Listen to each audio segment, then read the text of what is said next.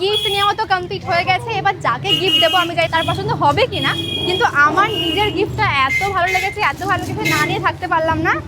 তো এটা বড় সড়ো দারুণ জিনিস নিয়েছি আমি, আই থিঙ্ক অনেকেরই ভালো লাগবে।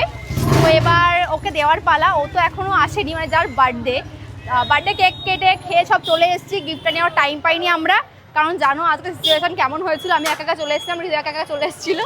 তো কী হয়েছিল না হয়েছিল অনেকে জিজ্ঞাসা করেছো, বলবো তো অবশ্যই, কিন্তু এখন চলো গিফটটা নিয়ে আপাতত যাই। আর কোন দিকে তাকিয়ে ধরে আছো ক্যামেরা আমি জানি না, আমি তো অন্যদিকে চলে এসেছি। আরও ওইদিকে দেখছে কাউকে দেখছিলে? কাকে দেখছিলে ওইদিকে? ঝগড়া দেখছিলে? আর এত বড় বিশাল ভারী, ধরো না প্লিজ, প্রচুর ভারী হয়েছে গিফটটা। তো এটা নিয়ে এখন আমরা যাব বার্থডে বয়ের কাছে। তো বার্থডে বয়টা কোথায় আছে জানো কি তুমি? কোথায় আছে? কোথায় আছে বার্থডে বয়? জানি না। তো দেখি কোথায় আছে, আর ওকে গিফটটা দিয়ে আনবক্সিং করবো। কারো গিফট আনবক্সিং করেনি, ও রেখে দিয়েছে অন্য ভিডিওতে আনবক্সিং করবে বলে, কিন্তু বলবো কি আমার গিফট আনবক্সিং করো আগে, কারণ আমি জানি শিওর সবারই পছন্দ হবে, এত সুন্দর একটা গিফট নিয়েছি আমি। তো চলো এবার বার্থডে বয়ের কাছে যাই আর দেখাচ্ছে। তোমরা গেস করো কি গিফট আছে এর মধ্যে।